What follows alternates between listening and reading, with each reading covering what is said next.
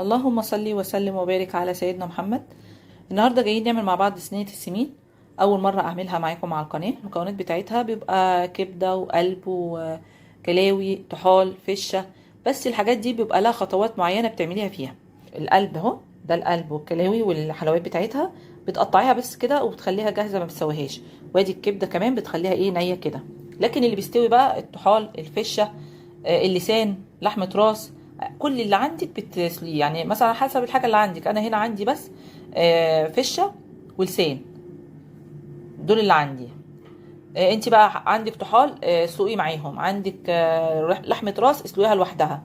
تمام. وديت بيبقى دهن او الليه مثلا. تمام. وهنا لحمه، ده نص كيلو لحمه عامله كفته برضو عشان احطها معاها. ويبقى عندك بصل وكمان فلفل. ده انا عامله هنا فلفل بارد على فلفل حامي. وكمان هجيب توم. توم مش موجود هنا معانا. تمام. فدي بتبقى المكونات بتاعتها. بسم الله. معايا هنا الصينيه بقى اللي بيتعمل فيها السمين. حابه تعملي في طاسه على حسب كميه الحاجات اللي عندك، بس هي اسمها صينيه سمين. تمام. هي سخنت معايا هنا، هنبتدي نحط زيت.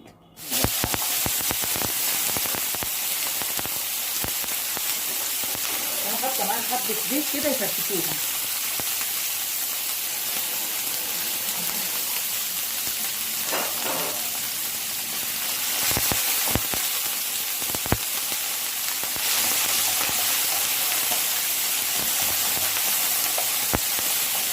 خلي الدهن ده كله يفلفل بقى.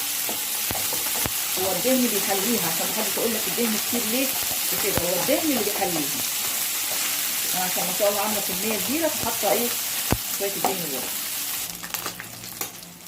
زي ما انتم شايفين كده فلفل خالص ولونه اخد لون حلو. نبتدي نحط بقى اول حاجه الكلاوي والقلب، عشان برضو دول اكتر حاجه بتاخد تسويه.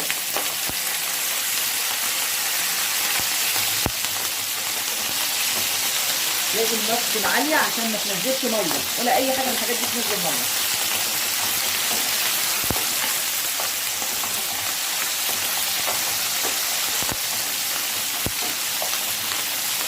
الحاجه اللي بتاخد تسويه الاول بتصفيها وتقلبيها حبه كده، وفي الاخر تركنيها على جنب زي ما هتحطوا معانا ان شاء الله.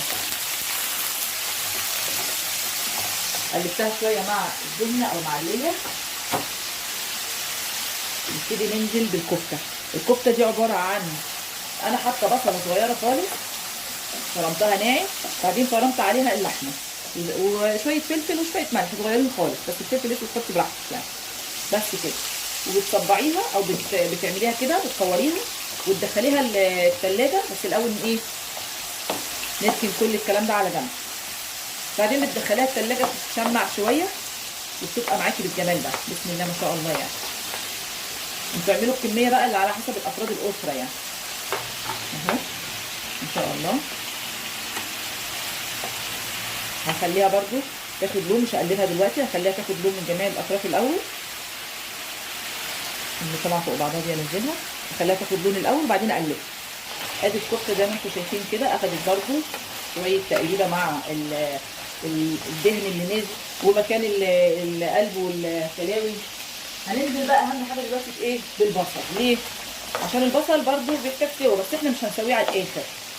هو فضل لناش غير الكبده، والكبده بتاخدش سوا، فهنحط البصل هنقلبه تقليبتين برضو بكل السمانه دي وكل الجمال ده عشان ياخد الطعم. تقليبتين اتنين فقط لا غير. انا مش عايزاه يستوي، انا عايزاه بس ايه يدبل على الخفيف خالص كده في الجنب. بصوا تجيبوا كل الحاجات على جنب كده. انا صينيتي صغيره فانا جبت صينيه ثانيه هتساعدني في الحاجه. هقلب بس البصل معاهم وانقلهم في صينيه ثانيه. وطبعا عايزه صينيه اكبر من كده بكتير. انا نقلت بقى هنا عشان الصينيه بتاعتي صغيره شويه، نقلت هنا كل الحاجات اللي استوت اول مره مع بعضها كده زي ما انتم شايفين، وقلبتها وعلى نار هاديه خالص. وهكمل انا بقى هنا ايه في الصينيه دي. الصينيه دي لسه سخنه زي ما هي، مكان القلب والكلاوي وكل حاجه. نحط بس شويه زيت. بسم الله. وتكون هي سخنه نار لسه. ننزل بالكبده. بسم الله.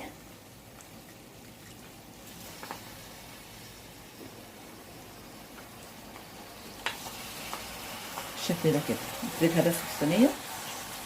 هي المفروض كل حاجه بتتعمل مع بعض عشان تاخد من طعم بعض، بس زي ما انتم شايفين ما شاء الله الكميه عندي كتيره، وعايزه ايه كميه كبيره قوي. بس كده تقلبها كتير عشان خاطر ما تنزلش ميه، مش محتاجه ميه. واللي هناك على نار هاديه زي ما انتم شايفين كده.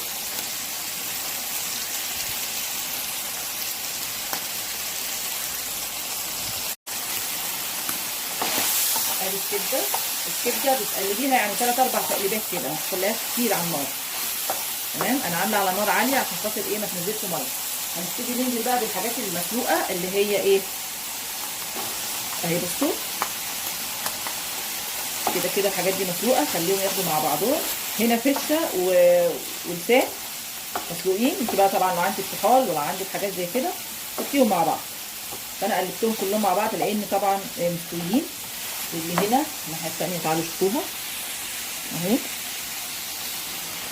الكفته استوت، كله استوى بيستوي على طول يعني. انا بس هقلبهم تقليبه كمان مع بعض. نبتدي نحط بقى الفلفل او نوسع له مكان الاول كده ياخد ايه. انا حاطه فلفل بارد وفلفل حامي. هقلب بقى كله مع بعضه كده عشان انا مش عايزه برده الفلفل يستوي. وهبتدي انزل بكل الخليط على بعضه واقلبه.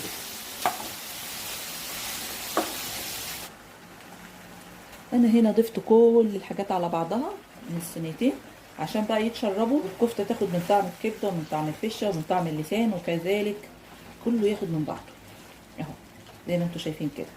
طبعا احنا ما حطيناش ملح خالص. هنبتدي نحط بقى التوابل بتاعتنا عشان نقلبها مره واحده. شويه كمون،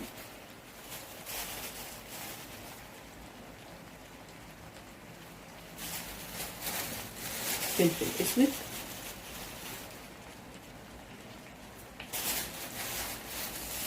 كزبره ناشفه تديها طعم حلو قوي،